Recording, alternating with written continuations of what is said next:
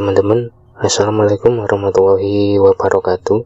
Beberapa waktu ini, tepatnya mungkin 3 minggu sampai 1 bulan terakhir, saya menerima beberapa kisah pendakian yang rata-rata terjadi di tahun 90-an.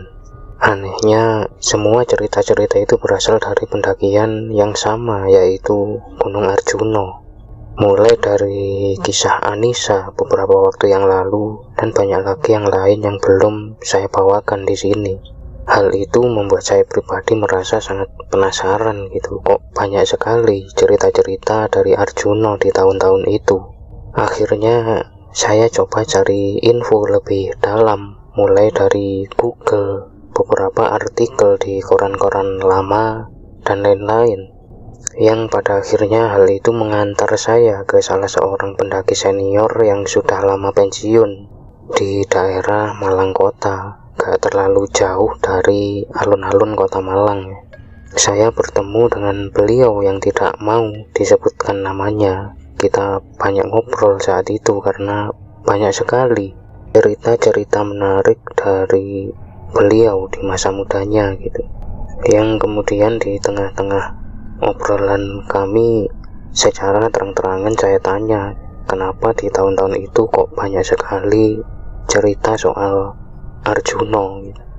Beliau kemudian menjawab, memang dulu di tahun 80 sampai 90-an Arjuna merupakan salah satu gunung yang dikenal sangat angker dan ditakuti, tapi sekaligus diidam-idamkan oleh banyak pendaki di era itu.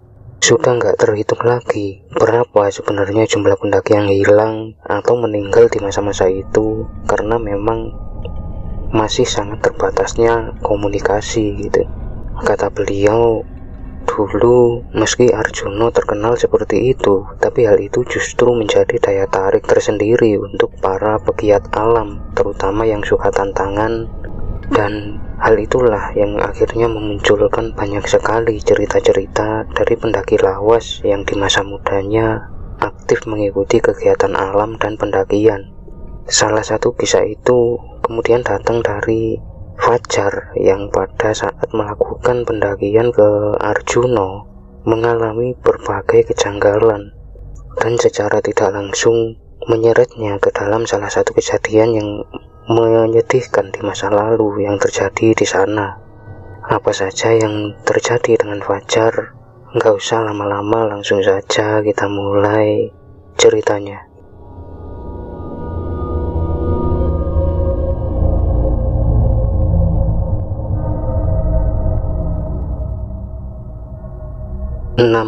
Maret tahun 2018 adalah hari spesial untuk Fajar karena di hari itu dia akan kembali melakukan solo hiking setelah cukup lama hanya sibuk dengan pekerjaannya sebagai kepala logistik di salah satu minimarket dekat rumahnya. Fajar memang sejak bangku SMA sudah menyukai dunia pendakian, dan hal itu juga yang membuatnya bergabung dengan komunitas Mapala ketika dia mulai kuliah. Sejak saat itu sudah cukup banyak gunung-gunung yang pernah dihadaki, tapi akhir-akhir ini Fajar memang lebih sering mendaki sendirian karena teman-temannya sudah mulai sibuk dengan dunia masing-masing gitu. Singkat cerita, pagi itu akhirnya Fajar berangkat menuju basecamp Purwosari di desa Tambakwatu. Jalur Purwosari dia pilih karena selain belum pernah, Fajar juga tertarik dengan banyaknya peninggalan-peninggalan bersejarah di sepanjang jalur. Jadi sekalian mendaki dan mengenal peninggalan-peninggalan dari para leluhur. Sesampainya di basecamp, saat mengurus perizinan, salah satu petugas yang ada di sana bilang ke Fajar, "Mas, kalau bisa baju-baju ataupun barang lain yang berwarna merah sebaiknya dititipkan di sini saja." Mendengar hal itu Fajar sedikit heran dan bertanya, "Kenapa Pak, kok seperti itu?" Saat itu petugas hanya menjawab, untuk menghormati saja dan menghindari celaka. Tapi karena Fajar memang tidak membawa apapun yang berwarna merah, dia pun bisa memulai pendakiannya tanpa meninggalkan apapun di basecamp. Setelah puas istirahat di basecamp, Fajar pun memulai pendakiannya menuju ke pos 1. atau pos gua Ontopugo yang diambil dari nama salah satu tokoh pewayangan Sang Hyang Antaboga alias naga sesa yang berwujud seperti naga dan dipercaya oleh masyarakat dan para berziarah sebagai dewa penguasa dasar bumi. Perjalanan Fajar menuju pos 1 ini sebenarnya cukup lancar karena tidak ada halangan apapun. Hanya Fajar cukup heran karena beberapa kali dia disalip oleh orang yang sepertinya mau ziarah yang berjalan dengan sangat cepat. Padahal menurut Fajar, dirinya juga sudah cukup cepat saat itu. Untuk menghemat waktu, Fajar hanya sebentar istirahat di pos 1 dan langsung melanjutkan ke arah pos 2 atau pos Tampuono.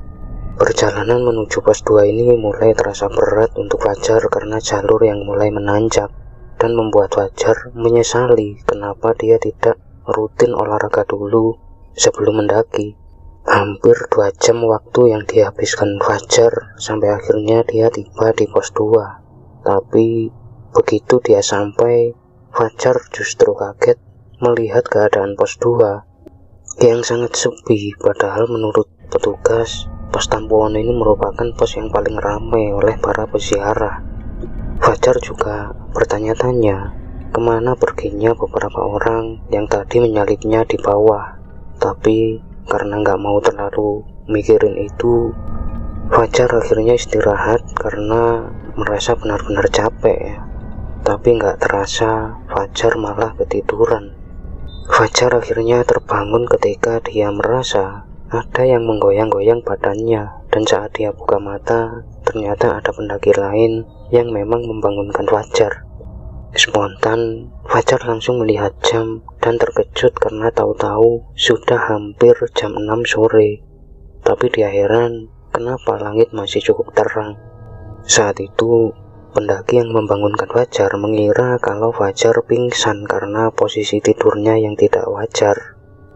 Mereka pun saling berkenalan dan pendaki ini mengaku bernama Fitri. Fajar tanya, "Mana kelompok kamu?" Saat itu Fitri menjawab, dia mendaki dengan 4 temannya.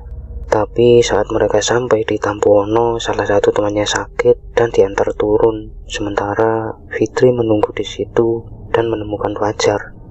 Mereka pun ngobrol cukup lama sampai tahu-tahu langit sudah menjadi gelap. Fitri kemudian memeriksa tasnya sebentar, lalu ngajak Fajar untuk lanjut jalan bareng saja gitu. Fajar kemudian tanya, "Lah terus gimana teman-temanmu yang lain?" Fitri menjawab, "Nggak apa-apa, biar mereka nyusul aja nanti." Dan akhirnya mereka pun melanjutkan perjalanan berdua saat itu.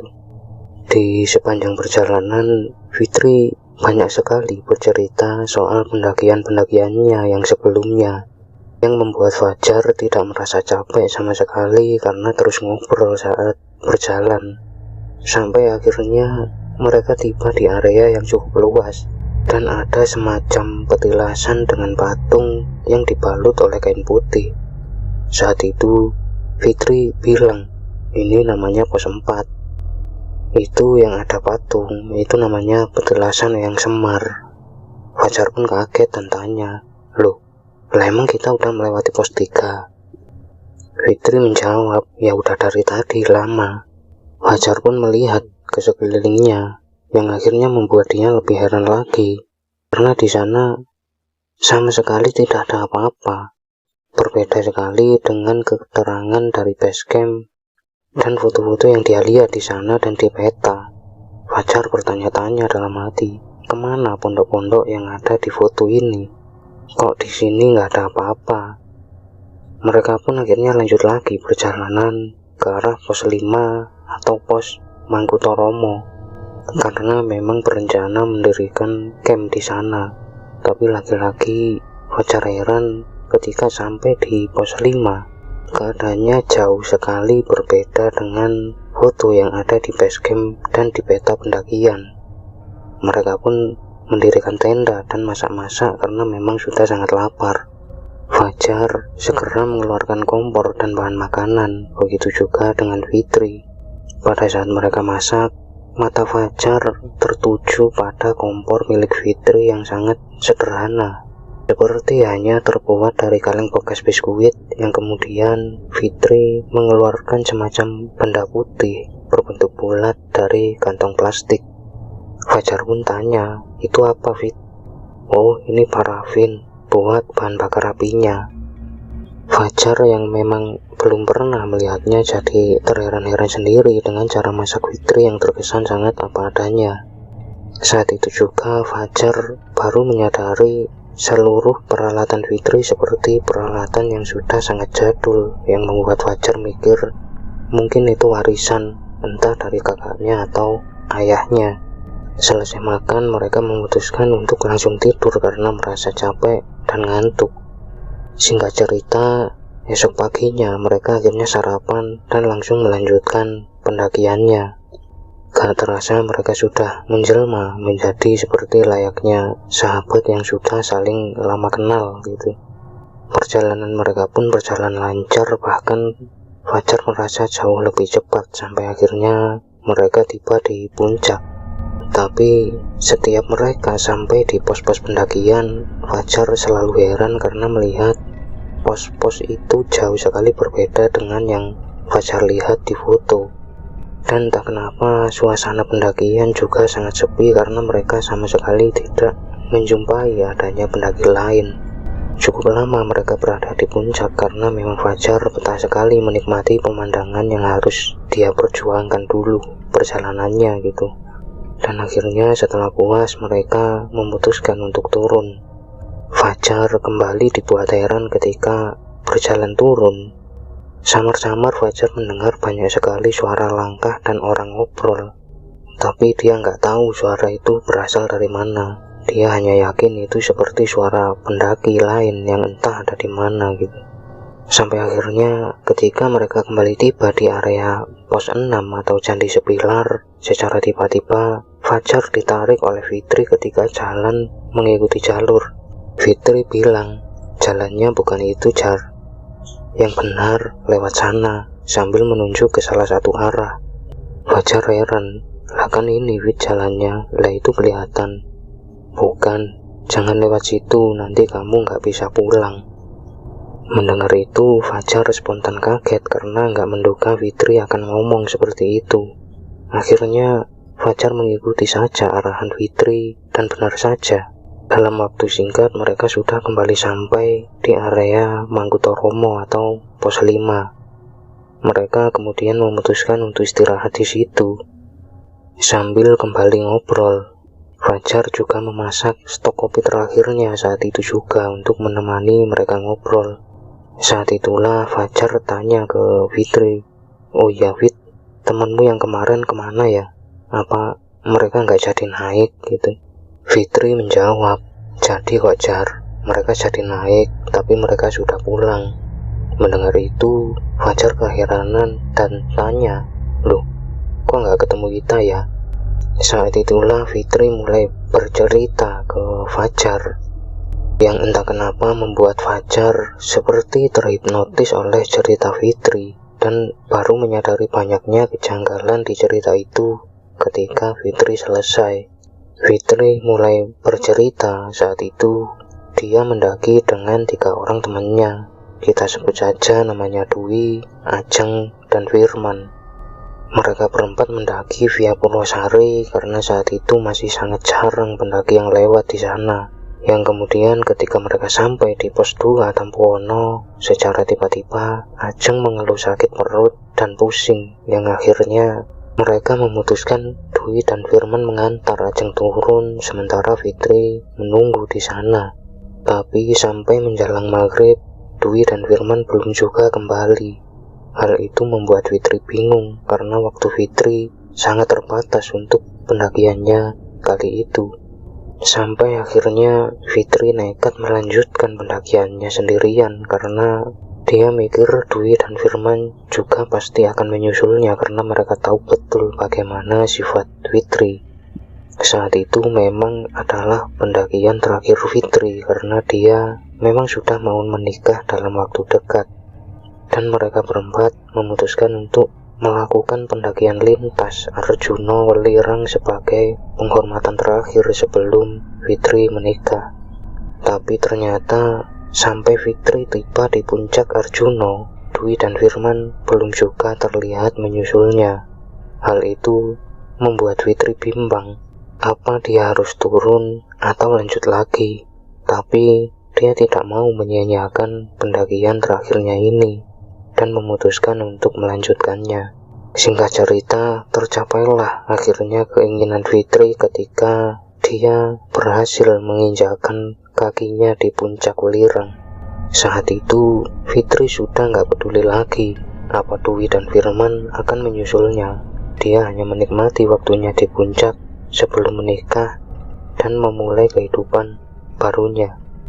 Setelah puas, Fitri pun memutuskan untuk turun karena sudah mulai sore. Entah kenapa, timbul niat iseng Fitri untuk melakukan sesuatu. Fitri akhirnya membuka tas carrier-nya, mengeluarkan jaket kuning kesayangannya, dan mengeluarkan beberapa pucuk bunga melati yang dia bawa. Fitri memang dikenal sangat menyukai melati, menanam berbagai jenis melati di rumahnya, dan selalu membawa beberapa pucuk melati kemanapun dia pergi. Bunga itu kemudian dia kubur di puncak Welirang sebagai tanda bahwa dia pernah ke sana. Selesai itu, Fitri pun turun melewati jalur yang terdekat karena dia sadar logistiknya sudah mulai menipis. Tapi entah kenapa di tengah-tengah jalan dia justru memilih jalur awal dan kembali lewat Arjuna. Ketika kemudian Fitri sampai kembali di area Pelawangan, semua logistik, bahkan air minumnya sudah benar-benar habis. Fitri sadar dia harus secepatnya sampai di pos yang ada sumber airnya dan mempercepat jalannya. Saat itulah Fitri yang kurang berhati-hati akhirnya terperosok ke arah jurang yang ada di jalur Pelawangan. Fitri sempat bertahan dengan luka yang dia alami di sekujur tubuhnya. Dia mulai berjalan di dasar jurang untuk mencari jalan keluar, tapi takdir berkata lain ketika Fitri harus meninggal karena kehabisan banyak darah. Di sisi lain, Dwi dan Firman kaget ketika mereka menyusul Fitri ke Tampuono. Ternyata Fitri sudah nggak ada. Mereka yakin Fitri pasti melanjutkan pendakian, jadi mereka segera jalan untuk menyusul Fitri. Tapi sampai mereka di puncak, mereka sama sekali tidak menjumpai Fitri. Mereka pikir mungkin Fitri sudah turun lewat jalur yang lain. Tapi begitu mereka sampai bawah lagi dan pulang, mereka terkejut ketika tahu-tahu Fitri belum sampai di rumah. Singkat cerita, mereka pun melaporkan hilangnya Fitri 2 hari berikutnya bersama keluarga Fitri, sekaligus membantu melakukan pencarian.